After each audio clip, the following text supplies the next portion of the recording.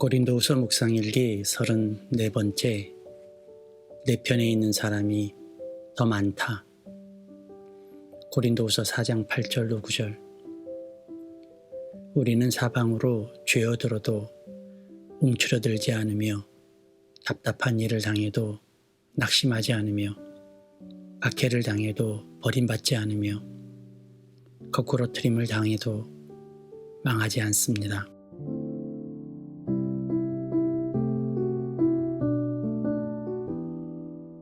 좋은 아침입니다. 날씨가 많이 쌀쌀합니다. 환절기 건강관리에 주의를 기울이시기를 당부드립니다. 이렇게 계절이 우리를 움츠러들게 만드는 일들이 있죠. 더위나 추위나 우리를 괴롭히기는 마찬가지입니다. 그럼에도 나의 마음과 영은 늘 맑은 상태를 유지하는 것이 예배자들의 삶이죠. 날씨는 추워도 마음만은 따스한 하루 되시기를 기도합니다. 기원전 9세기경 시리아 군대가 이스라엘을 침공했습니다. 당시 강력한 군사력을 뽐내며 신흥 강국으로 부상한 시리아는 이스라엘을 영토 확장의 대상으로 삼고 공격을 했습니다. 그런데 그들은 수적 우세와 막강한 무기에도 불구하고 이스라엘을 좀처럼 무너뜨리지 못했습니다.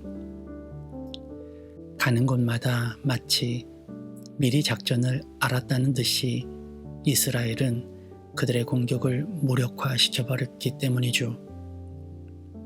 이에 시리아 왕은 머리끝까지 화가 치밀었습니다. 자신들 안에서 내부 첩자가 있지 않고서는 그들의 작전이 미리 노출될 일이 없었을 것이라고 보고 첩자 색출에 나선 것이죠. 그러자 신하 중 하나가 이스라엘의 특별한 신앙에 대해 말을 합니다. 이스라엘에는 엘리사라는 예언자가 있고 그 예언자를 통해 그들의 하나님이 작전을 미리 알려준다는 것이죠. 이 말을 들은 시리아 왕은 엘리사 체포에 대대적인 작전에 들어가죠. 엘리사가 도단성에 있다는 첩보를 입수한 시리아 왕은 군사를 파견하여 도단성을 포위합니다. 도단성에는 엘리사와 그의 시종이 머물고 있었습니다. 그런데 아침에 일어나 보니 도단성은 시리아 군대에 완전히 포위되어 있는 것이 보였습니다. 그때 엘리사의 시종이 엘리사에게 달려가 이렇게 말하죠. 큰일이 났습니다, 선생님. 우리는 완전히 포위되었습니다. 꼼짝없이 죽게 생겼어요. 어떻게 하면 좋습니까? 이에 엘리사는 차분한 목소리로 그 시종에게 대답합니다. 두려워하지 말아라. 그들의 편에 있는 사람보다 우리의 편에 있는 사람이 더 많다. 어느 곳으로도 빠져나갈 수 없는 포위된 상황에서 목숨이 총각에 닿은 사람 둘이 있습니다. 그런데 그 두 사람의 반응이 전혀 다르죠. 엘리사의 시종은 포위된 상황을 보고 무엇을 떠올렸을까요? 아마도 시리아 군대의 죽임을 당하는 자신을 떠올렸을지도 모릅니다. 그는 지금의 상황에 대한 결론을 그렇게 내린 것입니다. 우리도 이런 상황에서 자주 하는 방식이죠. 어쩌면 가능한 한 최대한 안 좋은 일, 최대한 심각하고 불행한 일들을 떠올립니다. 그리고 두려움에 빠지고 절망에 빠지죠. 우겨쌈을 당했다는 것만으로도 이미 우리의 마음은 다 죽었습니다. 그런데 반해 엘리사의 반응은 우리가 생각하기에 결코 이해하기 힘든 반응이죠. 수많은 군대 앞에 서 있는 사람은 엘리사와 시종 단 두 사람뿐입니다. 그런데 엘리사는 자신을 돕는 하나님의 천군 천사를 떠올렸습니다. 그는 자신이 할 수 있는 최대의 좋은 생각과 최고의 희망을 떠올린 것이죠. 이는 우리에게 믿음의 중요성을 보여줍니다. 우리의 믿음이 길을 여는 방법을 보여주죠. 강원도 산골에서 목회를 할 때 일입니다.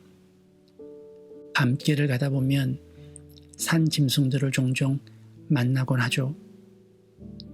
그런데 그 짐승들이 길 한복판에서 차와 만나면 그냥 빤히 쳐다보고 비키지 않을 때가 있습니다.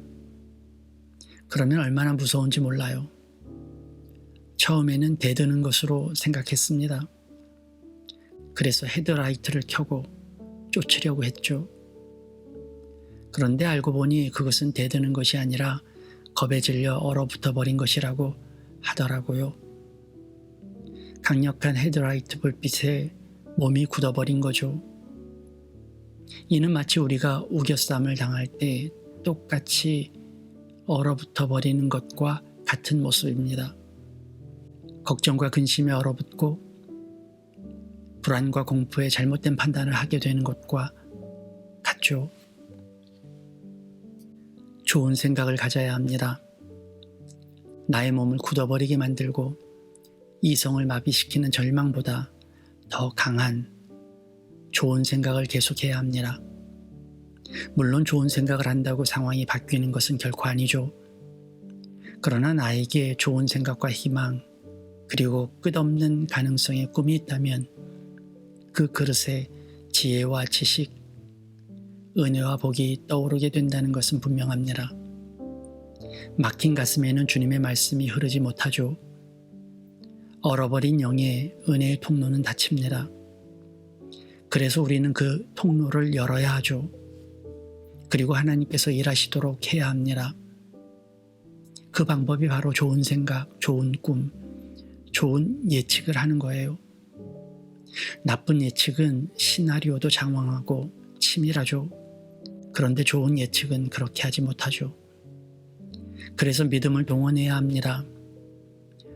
오직 믿음이 나를 주님과 연결시키는 통로가 되기 때문입니다. 그러니 상황이 막힐수록 마음을 따뜻하게 하세요. 절망스러울수록 생각을 밝게 하세요. 좋은 말을 입에 담고 나를 도우시는 주님을 떠올리세요. 그렇게 간절한 믿음의 소망엔 소망을 끌어당기는 힘이 있습니다. 그렇게 좋은 생각과 예측은 좋은 상황을 부르는 힘이 있어요. 그리스도인이 세상과 다른 것은 바로 이것입니다. 내 편에 있는 사람이 더 많다.